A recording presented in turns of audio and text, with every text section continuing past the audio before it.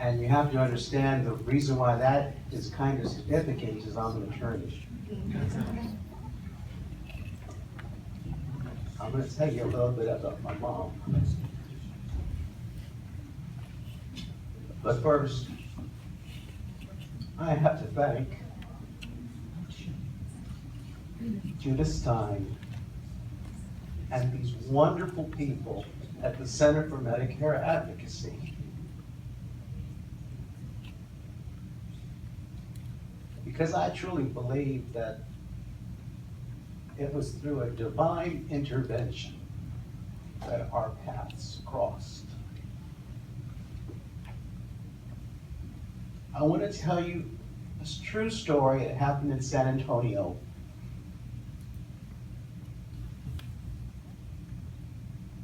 About my mother, who in December of 2013 suffered a left brain stroke.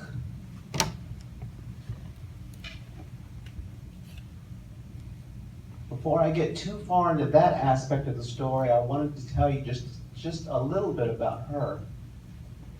She's always been my hero because when I was in the first grade, in 1963, I was diagnosed with having learning disabilities, and my mother and father were told, and this was at a Catholic school, they were told back then, your son is a very sweet little boy. He's very kind, but he's slow. Don't expect much from him. But, and this is from a Catholic school, okay? But you had 5 children, is what they told my mother. And so God blessed you with 4 normal ones.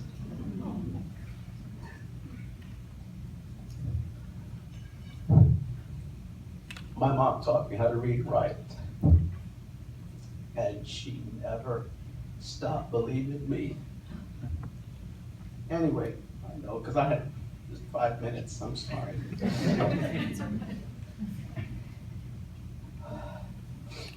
She suffered a left brain stroke a few days after Christmas. In December of 2013. And shortly after that, while we were in the hospital, I didn't leave her side. And her neurologist came, and he said, Gabe, the news is bad.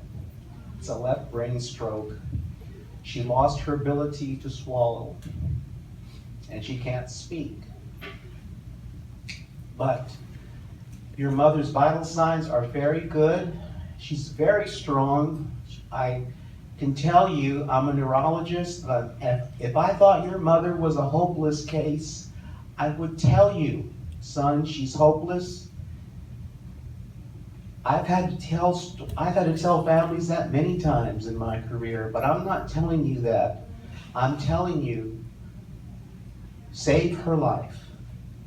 Let us insert a PEG tube so that we can feed her with liquid nutrients, and then she'll be strong enough to where she can go through physical rehabilitation and let the process go forward. We have no idea how far she will progress.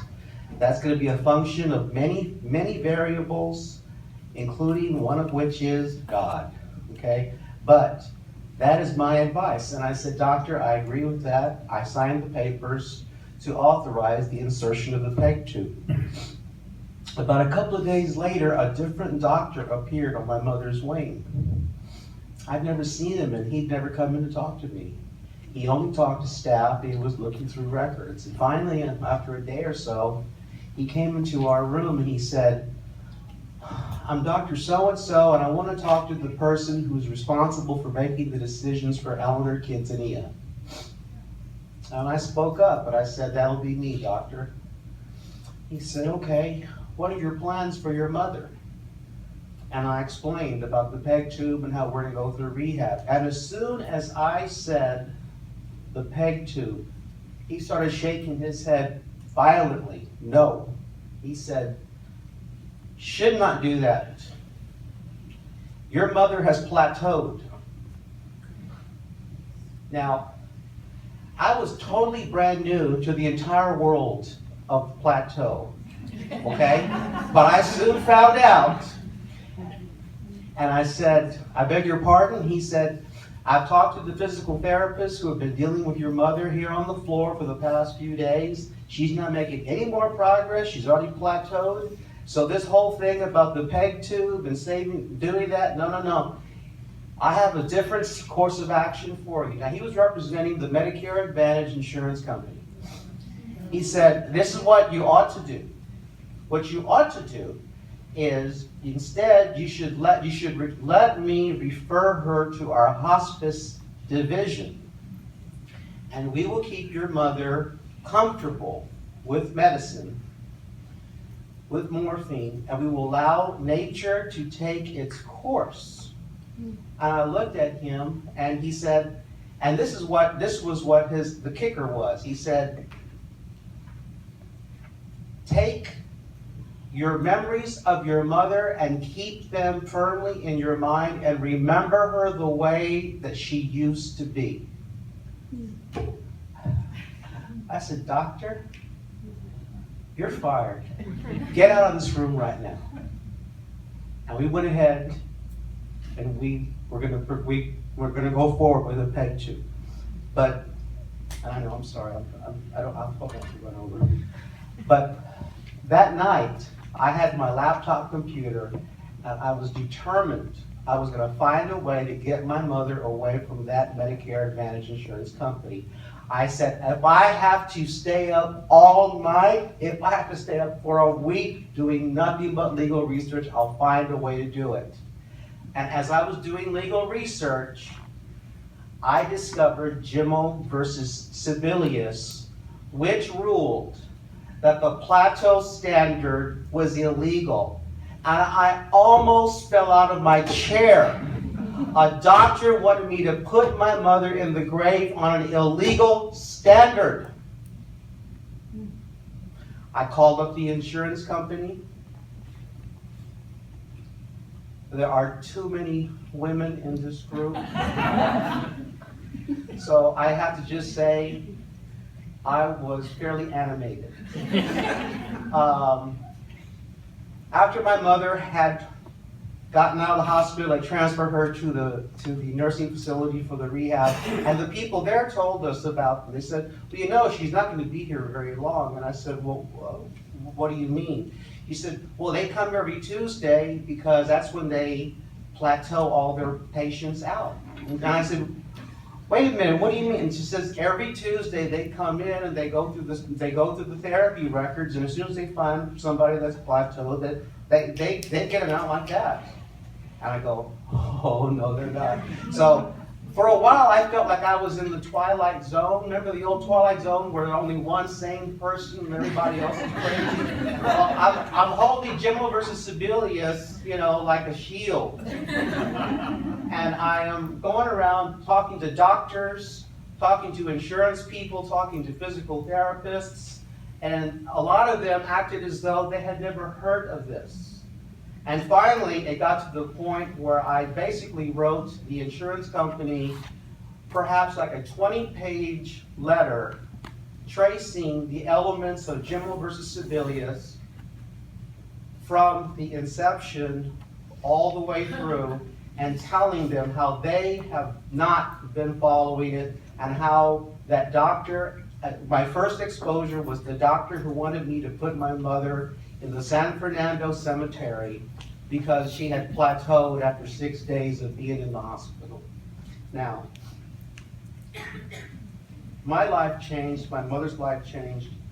I became an advocate. One thing the doctor didn't know when he was talking to me is I'm a litigator. He didn't know that I've been in federal court many times in my career. He didn't know that I went to the University of Texas Law School, was one of the law review editors. He didn't realize I'd been in state court. He didn't know that I sued people for a living.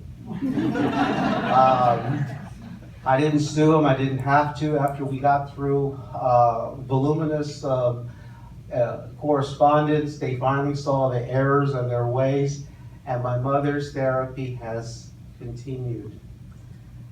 I reached out to this precious woman who has helped me every step of the way. I cannot tell you what this organization means to me or what Judith Stein means to me, other than the fact that she helped me save my mother's life. I think we have a short bill. A few. Yes, thank you. Now we'll see Eleanor. Mom when she was able to continue living and having the therapy she needed.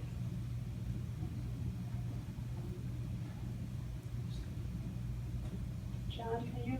April, happy birthday to you and many more.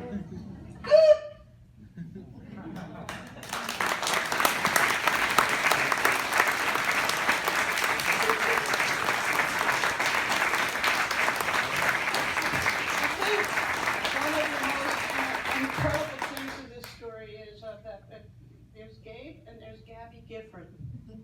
And both of their stories tell what can happen if people are allowed to continue getting the therapy that the experts, the therapists and true physicians feel people need, and continue beyond a plateau, because we don't get better every hour, every day, and every day. So thank you so much, and it's an honor, right?